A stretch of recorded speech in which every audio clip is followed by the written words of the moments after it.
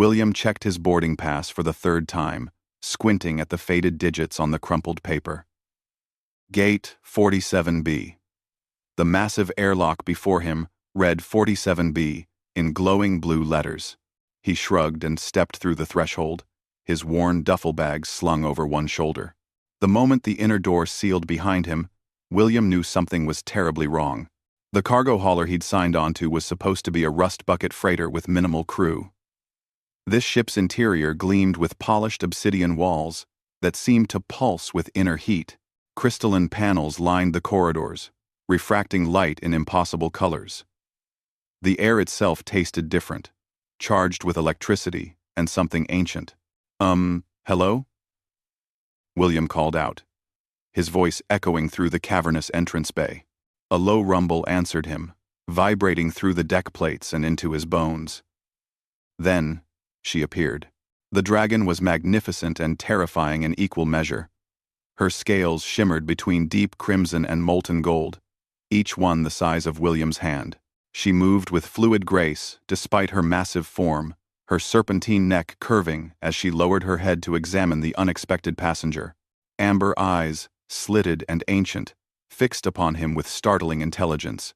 "A human male," she said, her voice like distant thunder wrapped in silk. "How?" Unexpected. William's survival instincts screamed at him to run, but the airlock had already cycled shut. "I think there's been a mistake. I'm supposed to be on the freight hauler Redemption's call. This is gate 47B, right? 47B. Yes. But this is the Emberborn, diplomatic vessel of the Dracontine matriarchy." The dragon tilted her head, studying him with disconcerting intensity. "I am Captain Daisy Ashenwing, and you are trespassing on sovereign territory." "Daisy?" William couldn't help himself. The name seemed incongruous with the magnificent creature before him. Her eyes narrowed dangerously, smoke curling from her nostrils. "My mother had a fondness for human literature. Do you mock me? Little human?" No, sorry. It's a lovely name." William held up his hands placidly. "Look, this is clearly a mix-up. If you could just let me off at the next station." "We are already underway," Daisy interrupted. "The next stop is 3 weeks away at the Covenant Nexus. You will remain aboard until then." William's shoulders slumped. 3 weeks, trapped on a dragon ship. This was not how his fresh start was supposed to begin. The first week was surreal. The Emberborn's crew consisted of 7 female dragons, each more formidable than the last. They ranged from the massive Captain Daisy to the lithe communications officer whose scales shifted like oil slicks. William was given small quarters near the engine room, the only space designed for humanoid proportions. What surprised him most was how fascinated the dragons were with him. He'd catch them watching as he performed simple tasks. When he helped recalibrate a sensor array, using his smaller hands to reach into tight spaces, they gathered to observe. His ability to work in confined areas, to manipulate delicate electronics, to solve problems with human ingenuity, it all seemed to captivate them. "Your species is so adaptable," observed Silrix, the ship's engineer, a emerald-scaled dragon who'd taken to following him around. "You use tools like extensions of your body." Remarkable.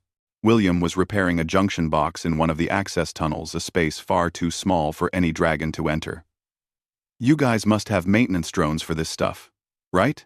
"They malfunction regularly in deep space," Daisy's voice echoed from the tunnel entrance. "The radiation interferes with their processors. We've managed." "But..." She paused. "You've repaired 17 critical systems in 4 days, William. Systems we've been working around for months." He emerged from the tunnel, wiping grease from his hands. "It's not that impressive. Just basic electrical work. Basic for you, perhaps." Daisy's massive form blocked the corridor, but her posture had shifted from hostile to something else. Curious, almost protective. "Tell me, what were you doing on that freight hauler? Running from something?" William's jaw tightened. Running toward something. A fresh start. "I was a maintenance tech on Arcturus station until it was decommissioned."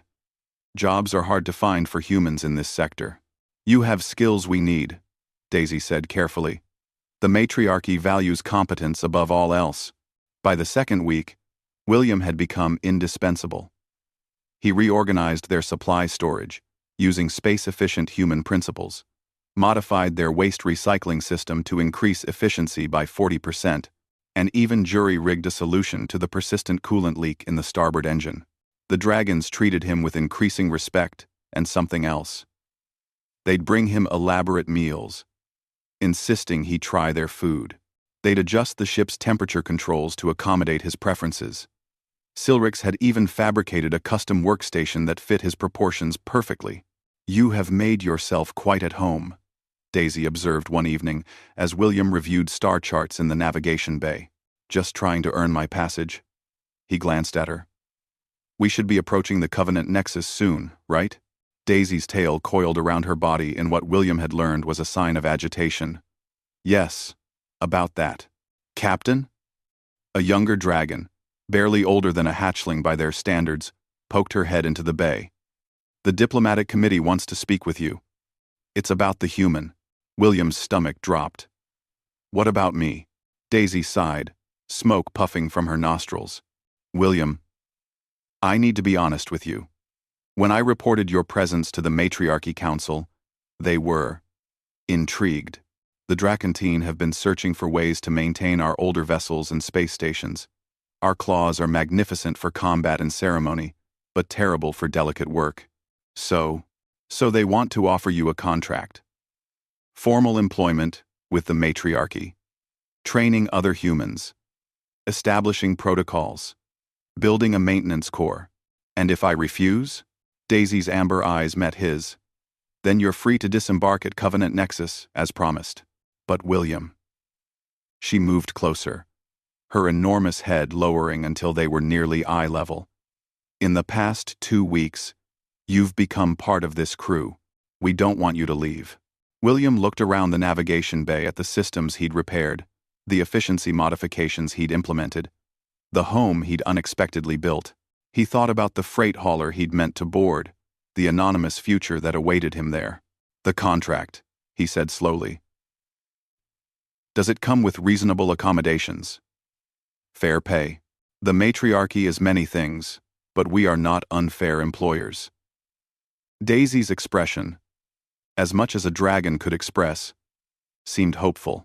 "You would be among the first of your kind to hold official rank in our fleet." William smiled. "I think I boarded the right spaceship after all."